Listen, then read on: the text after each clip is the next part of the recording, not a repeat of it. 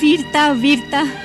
नाथ, इस एक शब्द को ओढ़ लेने से मनुष्य के गलत कार्यों को आदर और सम्मान नहीं मिल जाता। अत्याचार तो अत्याचार ही रहता है, चाहे कितनी ही बड़ी वीरता से क्यों न किया गया हो। यदि प्राणी धर्म के लिए लड़े तो वो दोनों अवस्थाओं में वीर कहलाता है, चाहे वो जीते या मर जाए। रावण का अमर पद अक्षय था, अक्षय है और अक्षय रहेगा। प्राणनाथ, मंगल तिलक तो करवाते जाइए।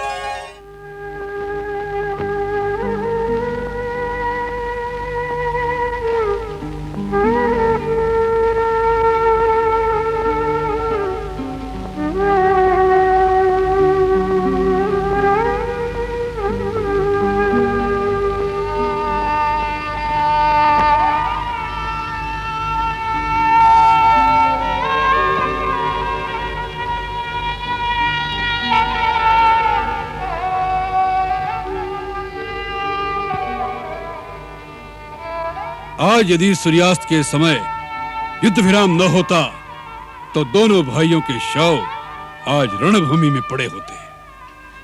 सारथी से पता चला कि आज युद्ध में एक समय आप मूर्छित हो गए थे। देखो महारानी मंदोदरी, दो प्रतिद्वंदियों के बीच जब युद्ध होता है तब विजय एक की ही होती है। इसलिए जो युद्ध में जाए उसे मूर्छा तो क्या, मृत्यु के लिए भी तैयार होकर जाना चाहिए। जो मरने से डरेगा वो युद्ध नहीं करेगा, जो युद्ध नहीं करेगा वो कभी विजय प्राप्त नहीं कर सकता। सो जिसे विजय की कामना हो वो हंसते हंसते मृत्यु को गले लगाने के लिए तैयार होकर रणभूमि में जाए। जीवन और मृत्यु दोनों को खेल समझकर हंसते हंसते उसे खेलना चाहिए। आपने कहा कि युद्ध में विजय केवल एक की ही होती है, परंतु ऐसा भी हो सकता है कि दोनों में से किसी की भी पराजय न हो, तब तो दोनों ही विजयी कहलाएंगे। युद्ध को अधूरा छोड़कर? नहीं, संधि करके। फिर वही बात मंदोदरी, कभी कभी हमें ऐसा लगता है कि तुम रावण की पत्नी कहलाने योग्य नहीं हो। तुम्हारे अंदर वीरता की एक झलक तक नहीं दिखाई देती। वीरता वीरता। नाथ, इस एक शब्द को ओढ़ लेने से मनुष्य के गलत कार्यों को आदर और सम्मान नहीं मिल जाता। अत्याचार तो अत्याचार ही रहता है, चाहे कितनी ही बड़ी वीरता से क्यों न किया गया हो। यदि प्राणी धर्म के लिए लड़े तो वो दोनों अवस्थाओं में वीर कहलाता है, चाहे वो जीते या मर जाए। परंतु यदि प्राणी अधर्म के लिए लड़ता है तो यदि वो जीते तब भी अत्याचारी कहलाता है, और यदि वो मर जाए तो लोग कहते हैं कि उसे अपने किए का दंड मिल गया। उसकी सराहना कोई नहीं करता। तुम कहना क्या चाहती हो? मैं आपसे कुछ नहीं कहना चाहती स्वामी, केवल आपसे पूछना चाहती हूँ। क्या? कि आप ये युद्ध किसके लिए कर रहे हैं? विजय के लिए। विजय के लिए? उस विजय से क्या लाभ होगा आपको? यश और कीर्ति। यश और कीर्ति? उस यश और कीर्ति की गाथा कौन गाएगा? हाँ, मैं आपसे पूछती हूँ कि राक्षस जाति का विध्वंस हो जाने पर आपकी विजय पताका उठाकर आपके पीछे पीछे कौन चलेगा? आपकी विजय का उत्सव मनाने वाला बचा है कोई? आपके पुत्र, आपके भाई, आपके नाती, आपके मित्र, कहाँ गए वो सब लोग जिनके लिए मनुष्य बड़े से बड़े पराक्रम करता है? हाँ, आपकी विजय का उत्सव मनाने के लिए केवल एक आप और एक मैं, दो भूतों की तरह विधवाओं से भरी सुनसान लंका में नाचते फिरेंगे। क्या इसी विजय के लिए अपनी जान की बाजी लगा लेने वाले हैं आप? ये बुद्धिमानी नहीं है स्वामी। मंदोदरी! हाँ नाथ, इसीलिए मैं कह रही हूँ कि अब भी समय है। जितने लोग बच गए हैं उन्हें बचा लीजिए और धर्म का मार्ग अपना लीजिए। मैं अपने सुहाग की भिक्षा मांगती हूँ आपसे स्वामी। मंदोदरी, तुम स्वार्थवश परामर्श दे रही हो। तुम्हें अपने सुहाग की चिंता है, अपने पति के यश की चिंता नहीं। शास्त्र कहते हैं जिसकी कीर्ति मर गई वह मनुष्य मर गया समझो। महारानी मंदोदरी, रावण मरकर भी कभी नहीं मरेगा। उसका नाम उसकी कीर्ति के साथ सदा जीवित रहेगा, जीवित।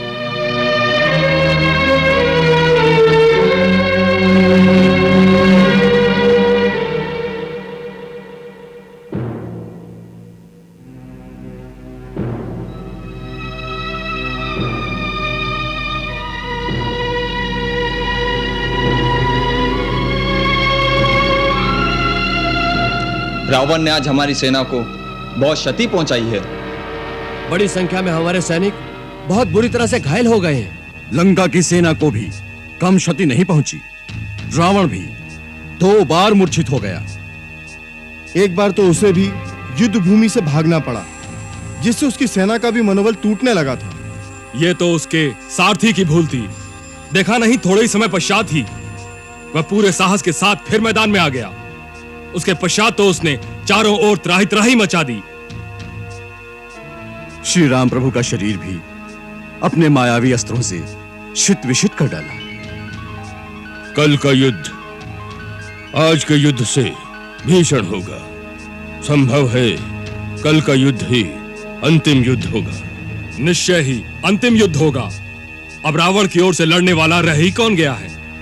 2-4 सेना नायक और अकेला रावण।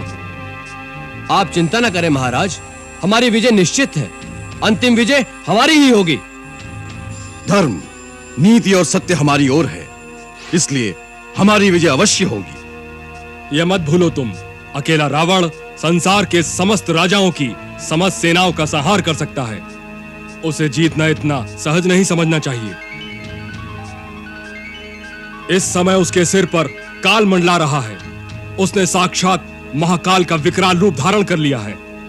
इस समय वो ऐसी स्थिति में पहुंच गया है जहां उसे सर्वनाश ही सर्वनाश सूझ रहा है, फिर चाहे अपना सर्वनाश हो या शत्रु का। ऐसे शत्रु से सचेत रहना चाहिए। इसीलिए हे महाबली हनुमान, हमें हर क्षण चौकन्ना और पूर्ण रूप से सावधान रहना आवश्यक है। कल अपना एक एक योद्धा अपने आप को पूर्ण सैन्य बल समझकर अपने प्राणांत तक पराक्रम करना होगा। शत्रु मायावी, अधर्मी, अनाचारी है। आज रात को कोई एक पल के लिए भी झपकी नहीं लेगा। निशा में निशाचर की शक्ति अपार हो जाती है। इसका पूरा लाभ उठाने के लिए युद्ध के नीति नियम तोड़कर वह माया शक्ति से रात के अंधेरे में आक्रमण भी कर सकता है। शत्रु में अब इतनी शक्ति नहीं कि आज रात आक्रमण कर दे। हनुमंत, कई बार ऐसा होता है कि विजय के विश्वास के अतिरेक में एक पक्ष असावधान हो जाता है और वो असावधानी ही विजय को पराजय में बदल देती है। आज की रात्रि इतिहास के एक ऐसे ही मोड़ पर खड़ी है। कल का इतिहास क्या लिखा जाएगा वो हमारी जागरूकता पर निर्भर होगा।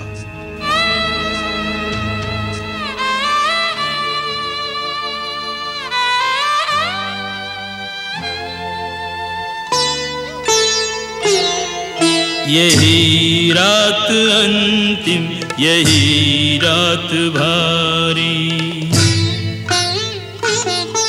बस एक रात की अब कहानी है सारी। यही रात अंतिम, यही रात भारी।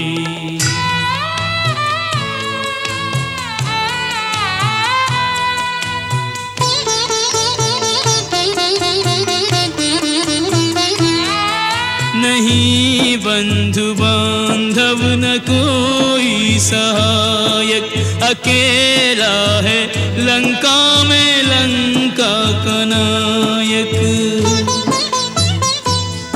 सभी रत्न बहुमूल्य रण में गंवाए, लगे घाव ऐसे के भर भी न पाए। दशानन इसी सोच में जागता है कि जो हो रहा उसका परिणाम क्या है। ये बाजी अभी तक न जीती न हारी, यही रात अंतिम, यही रात भारी। यही रात अंतिम, यही रात भारी।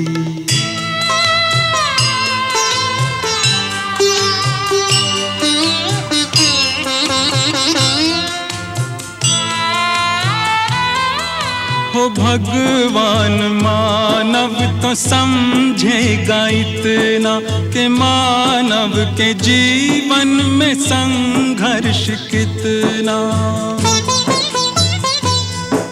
विजय अंततः धर्मवीरों की होती, पर इतना सहज भी नहीं है ये मोती।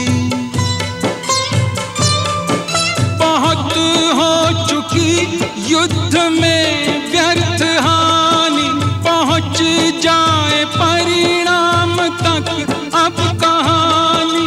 वचन पूर्ण हो देवता सुखारी, यही रात अंतिम, यही रात भारी।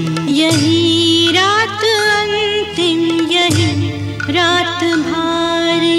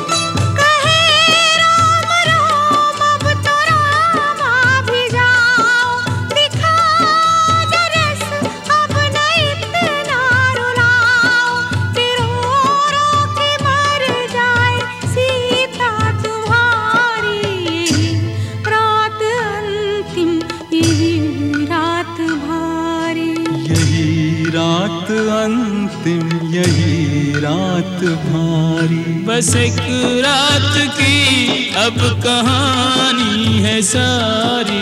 यही रात अंतिम, यही रात भारी। यही रात अंतिम, यही रात भारी।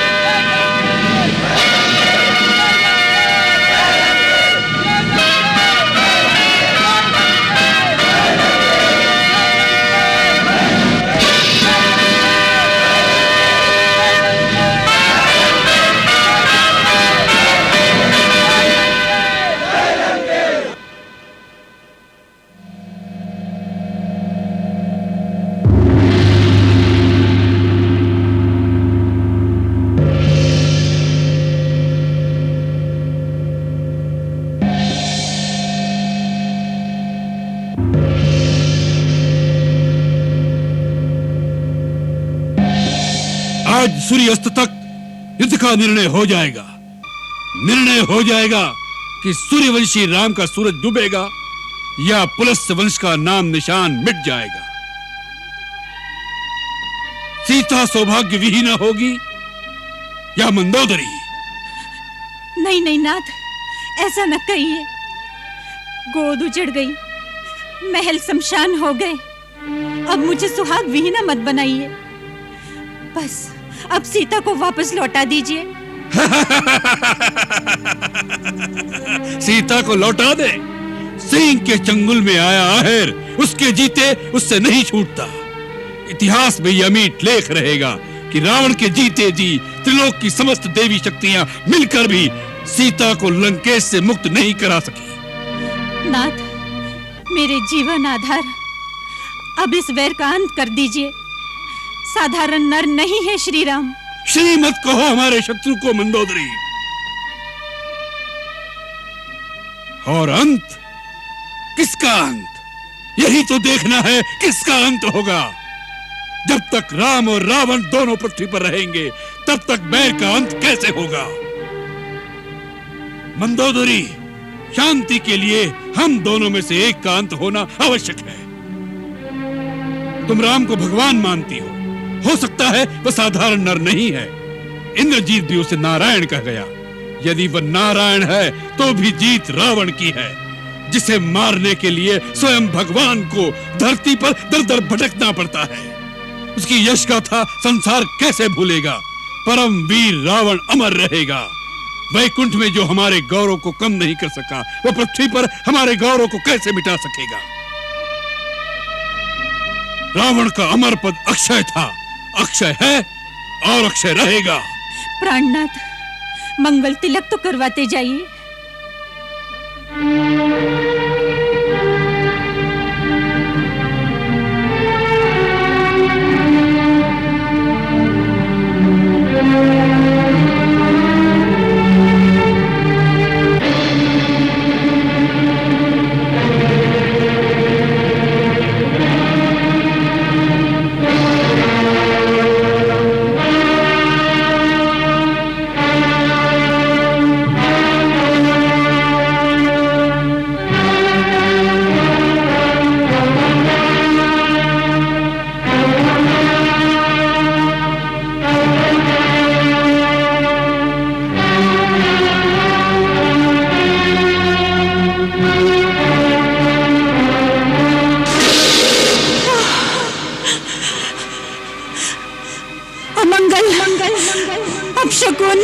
कोई अमंगल, कोई अपशकुन रावण के पद की बाधा नहीं बन सकता। नहीं बन सकता मंदोदरी, नहीं बन सकता।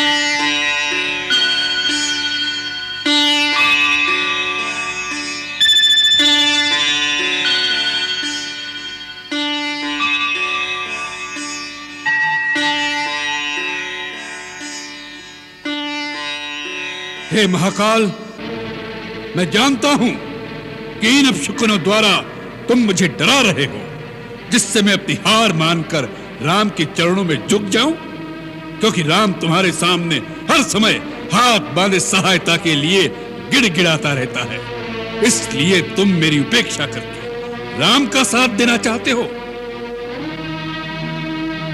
मैं ये भी जानता हूं कि तुम मुझे मेरे अहंकार का दंड देना चाहते हो, परंतु मैं अपने अहंकार को नहीं छोड़ सकता। मुझे अपनी शक्तियों पर अहंकार करने का पूर्ण अधिकार है।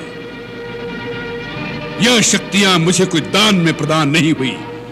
मेरी कठोर तपस्या के उपलक्ष्य में कर्म के विधान के अनुसार तुम मुझे वह शक्तियां प्रदान करने के लिए विवश थे।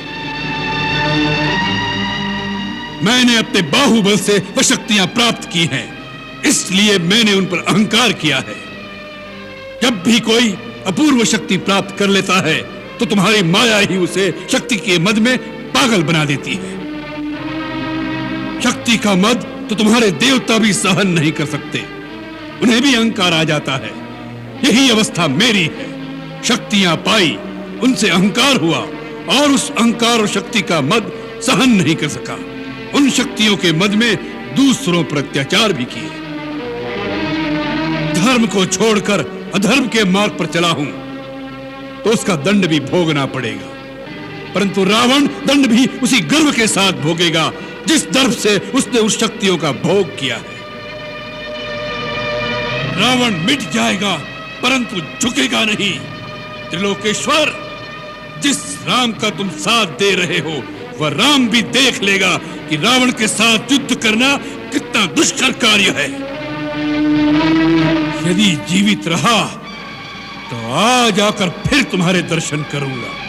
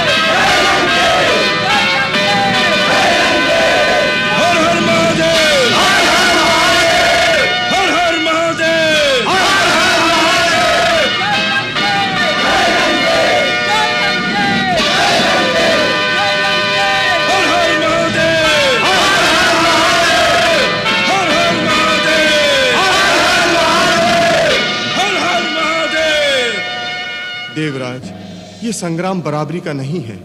श्री रघुनाथ नंगे पांव भूमि पर चल रहे हैं, जबकि रावण अपने दिग्विजयी अक्षय रथ पर सवार होकर युद्ध कर रहा है। ब्रह्मा और महादेव से प्राप्त शक्तियों के बल पर वो चारों ओर त्राही त्राही मचा रहा है। देवो, इसका कोई उपाय नहीं है? उपाय है। कल्याणवस्तु।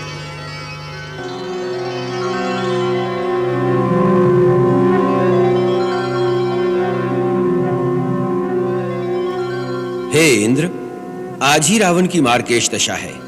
इस समय श्री राम प्रभु की सहायता करने से सारे देवताओं के कार्य सिद्ध हो जाएंगे। तुम तुरंत अपना दिव्य रथ श्री राम प्रभु की सेवा में भेज दो। जो आज्ञा पितामह। मातली,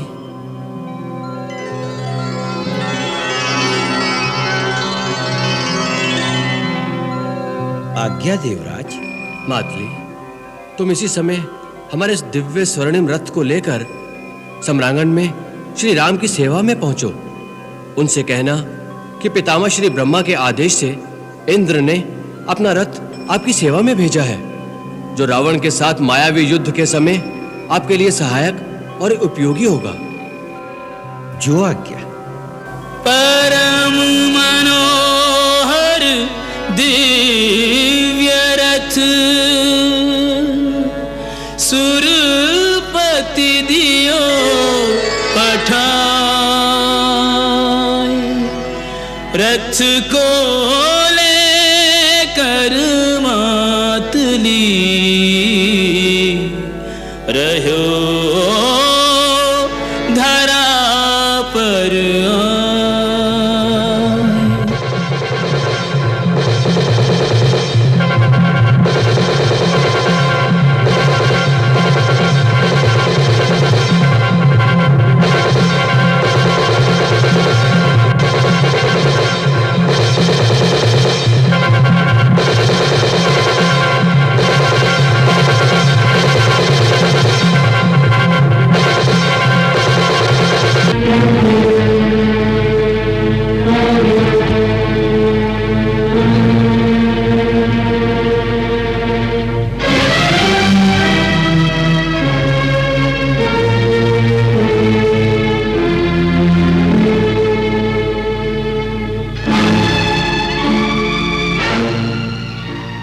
हे रघुकुल तिलक, श्री रघुनाथ, श्री लक्ष्मण कुमार, आपके श्री चरणों में सारथी सेवाधारी मातली का प्रणाम।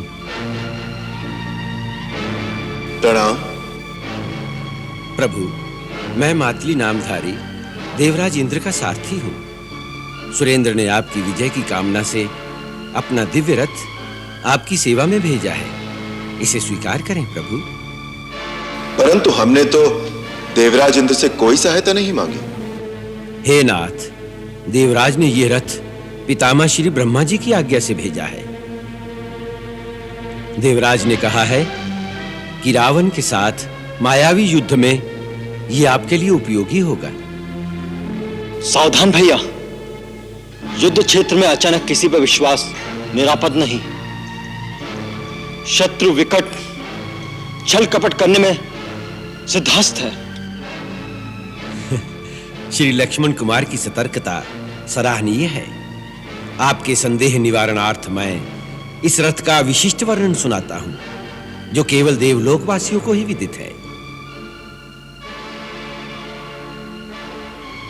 हे रघुवंशमणि, त्रिपुरारी श्री ब्रह्मा जी द्वारा निर्मित यह दिव्य रथ है। इसमें 7 कुलगिरियों का बल है। अष्टमहानाग, वासुकी, अनंत, दक्ष, शंखपाल, गुलकी, पद्य, महापद्य और कारकोटक इस रथ की रास की रस्सियों में अदृश्य विद्यमान है। नक्षत्रों रूपी रत्न से ये रथ अलंकृत है। इसमें इंद्र का महान धनुष, अग्नि समान तेजस्वी कवच, कल्याणमयी उज्जवल शक्ति वाले बाण हैं। यह आवश्यकता अनुसार घट और बढ़ सकता है। आपके बाणों की गति से चल सकता है। यह दिव्य रथ सागर की लहरों पर, अग्नि की शिखाओं पर निर्विघ्न दौड़ सकता है। सबसे बड़ा प्रमाण इस रथ में जुटे दिव्य धवल अश्व हैं, जो अपने दिव्य अश्व होने का प्रमाण स्वयं देते हैं। प्रभु, नमामि ब्रह्मदेवाय पुंडरीकाक्षाय महेश्वराय। युद्ध क्षेत्र में इसका सदुपयोग करके इसे धन्य करें प्रभु। सुराधिपति ने आपकी सेवा का अवसर देकर मुझे धन्य कर दिया। संशय त्याग कर देवहित तथा पृथ्वी के कल्याण के लिए इसे स्वीकार करें करुणानिधान।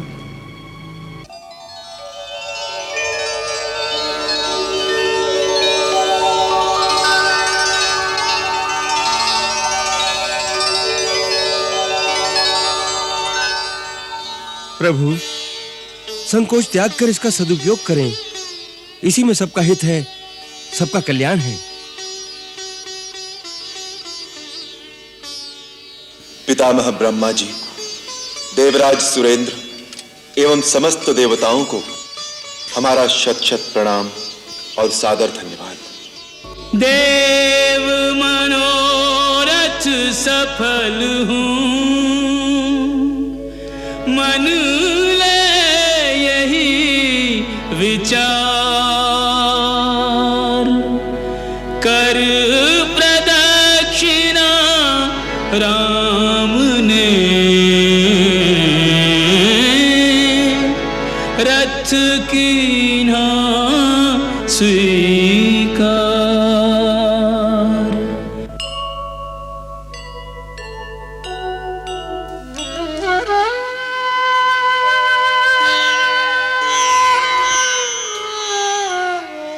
आदेश दें स्वामी। मातली, शत्रु कैसी भी अनीति का मार्ग अपनाए, तुम हमारे संकेत देखकर ही कार्य करना। हे पुरुषोत्तम, आपका अभिप्राय, अश्वों की गति, शत्रु की चाल, उसका फलाफल, हर बात पर विचार किए बिना यदि कुछ करूं तो मेरी सारथी विद्या व्यर्थ है। सारथी के लिए इन सब बातों का ध्यान रखना आवश्यक है। आप निश्चिंत रहें प्रभु। शत्रु का कोई भी रथ इस रथ की गति का सामना नहीं कर सकेगा। अब हमारे रथ को युद्ध क्षेत्र के बीच में ले चलो। ऐसी आज्ञा प्रभु। जय श्री गणेश।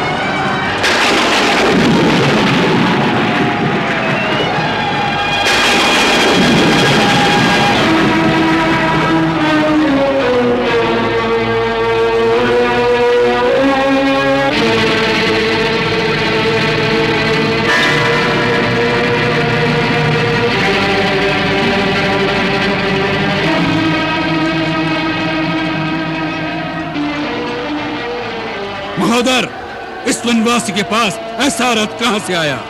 यह अवश्य देवताओं का षड्यंत्र होगा। हाँ महाराज, इस रथ को मैं भलीभांति जानता हूँ। ये स्वयं देवराज इंद्र का रथ है। इंद्र का यह साहस कि हमारे विमुख होकर वह राम की सहायता करता है। इंद्र, राम से निपटने के पश्चात तुम्हारे साथ भी लेखा चुकाना पड़ेगा।